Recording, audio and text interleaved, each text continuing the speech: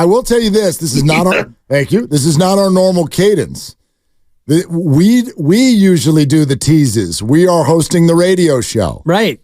Lucas just did a tease, and it's the best one he's ever done since we've all been doing the show together. Wow. Thank you. The only one. The great Buster Olney of ESPN is on the line. And Luke just said to us that Buster told him he's got stuff on Blake Snell. Stuff? Buster's got Blake Snell stuff. Buster, thank you for coming on. What's your Blake Snell stuff? When's he coming? I don't think he's going to San Francisco. We'll wait and see how it plays out. I've had enough conversations with people in the last 24 hours who know Blake, who believe that, in the end, depending on where the money falls, the place where he might land are with the Angels. Of course, played in San Diego last year.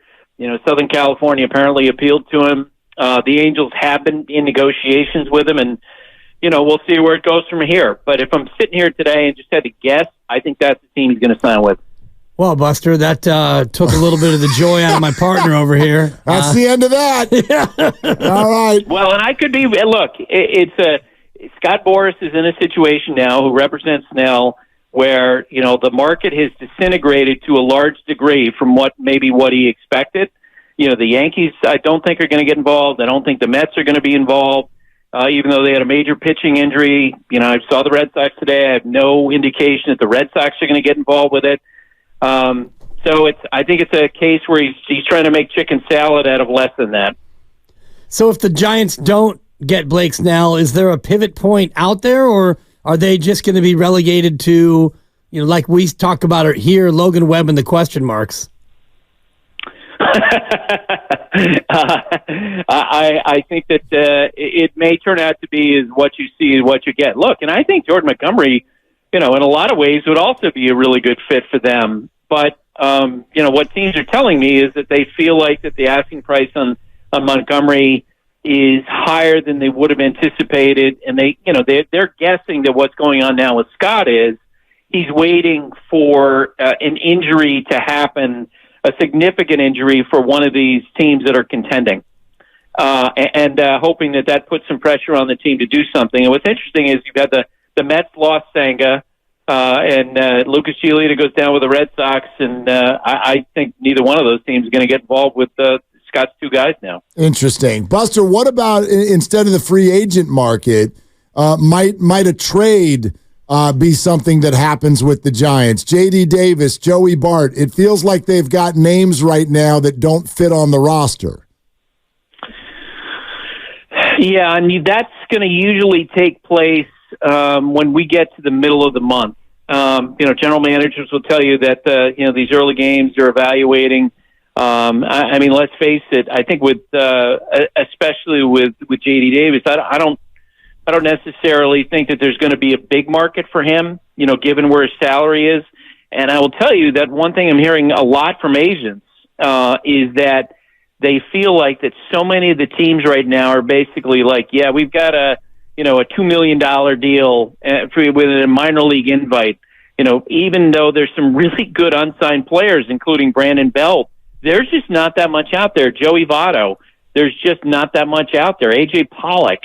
And so I can't imagine that there's necessarily a bunch of people lined up for JD, even though, especially in the first half last year, he had a better season. So if you're looking at the Giants roster and, the rotation does look unsettled, if they don't get Blake Snell, is there another pitcher out there that they can get outside of Jordan Montgomery, or do they have to just go into the camp and just go forth with what they have? What is your viewpoint of where this Giants rotation would stack up, particularly in the NL West? Well, another guy is Michael Lorenzen, who pitched really well in the first half. The Phillies made a trade for him at the deadline, and then he didn't pitch well enough or very well down the stretch to the degree that he wasn't even on their playoff roster. He would be, potentially an option, but the way you just cast it, what you said, Webb and 4 question marks or the uncertainties. What did you call them? Yeah, Logan and the question marks. That's right. Is what, yeah, right. Kind of like an old I 60s rock Lorenzen, band, yeah. Right. It was a little bit like last year, right? With Ross Stripling and Sean Manaea, the same sort of thing. I would say this. I do think that the Giants probably have a better group to start this year than they did last year. That's my view of it. Buster Olney, ESPN, with us. I think what you just said there at the end, you'd get agreement here. However, people are still going to look at this and go, "That's not good enough." Do you think the Giants think that do they think their rotation is good enough? To keep up with the Dodgers, I think if you gave truth to them, they'd probably say no, it's not. I don't know how you could say anything other than that. The Diamondbacks, especially with Corbin Carroll a year older, with Eduardo Rodriguez now in their rotation. I think you'd have to look at the Giants and say that at this moment, it feels like they're a distant third or distant fourth. Okay, so with that, the truth serum that you've just injected into them, let's go back to the beginning. Why on earth would they not sign Blake Snell? It depends on because what you hear from different teams is that Scott's asking price for weeks was super high. We know that the Yankees offered him 6 years and $150 million, and their perception was that they were not close to what he was looking for. We know that in the wintertime, that Aaron Nola got, $176 million from the Philadelphia Phillies. My guess is Scott may have wanted to go north of that. I don't know if the Giants would be the team to say about Blake Snell, yeah, we're ready to, give him $175 million. I don't think so. I think with a couple of Scott's clients, and Snell falls in this group, yeah, he's coming off a Cy Young Award, but before that, he also had 3 really mediocre seasons. And, with Cody Bellinger, it was the same thing, where people acknowledged that, yes, last year he was greatly improved, bat-to-ball skills were better, but there was enough uncertainty because he had, had such terrible years with the Dodgers, to the degree that the Dodgers non-tendered him, that there weren't teams lined up to give him these big long-term contracts. I think Snell and Bellinger, imperfect free agents because of their recent history, not just what happened in 2023. We sit here on March 7th and we're still talking about free agency, and you kept saying the name Scott, and it makes me cringe a little bit because one man seemingly has a stranglehold on this offseason. Is there any movement or any thought in Major League Baseball circles to limiting the free agency period to emulate what basketball and football do? Well, there definitely is a lot of conversation about it. There are definitely people who believe that it'd be great for the sport. Rob Manfred talked about it, but I think you might as well be asking for world peace because in order to come up with a signing deadline, then you'd have to get the union and Major League Baseball to have a collaborative, productive relationship when they could work through the possible financial advantages, disadvantages that each side would have with something like that. And guys, that ain't happening. It is a really unproductive relationship. The union would fight any kind of a deadline. Scott has a big voice in the union leadership, and he has talked about how he thinks that's not going to work for the player. He feels like that the teams would use that date against the players. And we have seen a lot of situations in the past where, Scott's held clients out, into the start of spring training, Bryce Harper being a great example of that, and he winds up with a $335 million deal. It might be, let's say if, the Yankees suffered a huge injury, the Dodgers suffered a huge injury, Scott might feel like his leverage difference. I just don't think you get the union and MLB on the same page, even though your point is very well taken about the lack of excitement in the free agent market. Buster, how do you feel about the way Scott Boras has played this offseason for his clients? So it's interesting. When Bellinger signed his deal, there were the reaction from a lot of the other agents was "Ding dong, the witch is dead." Like, Scott messed this one up, and I actually think that Bellinger's contract is kind of in line where it probably, given, as I mentioned, his up and downs in his performance, probably where he should be. For him to get a $30 million salary each of the next 2 years, that's a pretty good contract for a guy who was batting under 200 2 years ago. I think in the case of, and I would love to give truth serum to Scott on this one, I do wonder with a couple of his players if he had moved faster in November as opposed to, the teams walking away saying, boy, there's some unreachable numbers here. I wonder if Scott, could have gotten bigger numbers for his clients. Only he's going to know exactly where the interest would lie. And I know he, it really feels like that there have been teams that are not have hit behind this whole television revenue thing and, the RSN, and they're not spending the way that they should. I do think that with a couple of his clients, he might have done better if he had moved faster. Yeah, I guess we'll never know unless it somehow comes out, the numbers that these players might have been able to get. Buster, when you look at the Giants and what they have done with Chapman and Soler and Jung-Hoo Lee, have they gotten better enough to really be a threat in the National League?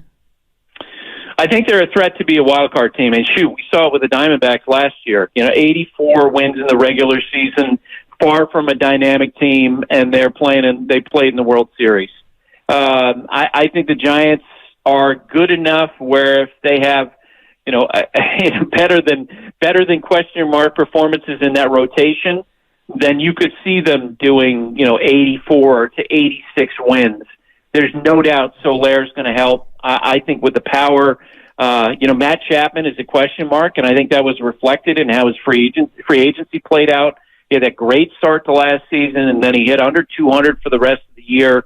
A lot of questions about him hitting high velocity and having a lot of swing and miss, but his defense is going to help the Giants.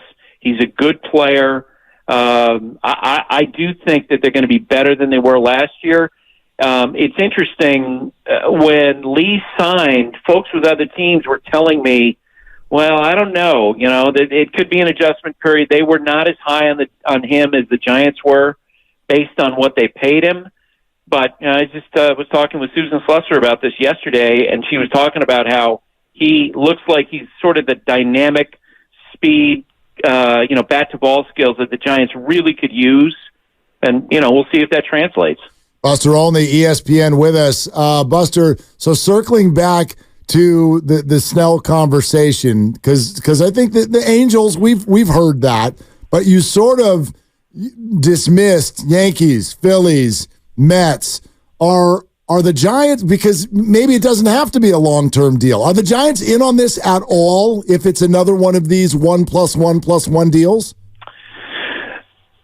And that's a great question. My question would be about that. If you are in Scott's shoes talking with Blake Snell, guy's coming off a Cy Young Award season. He's right in the middle of his career.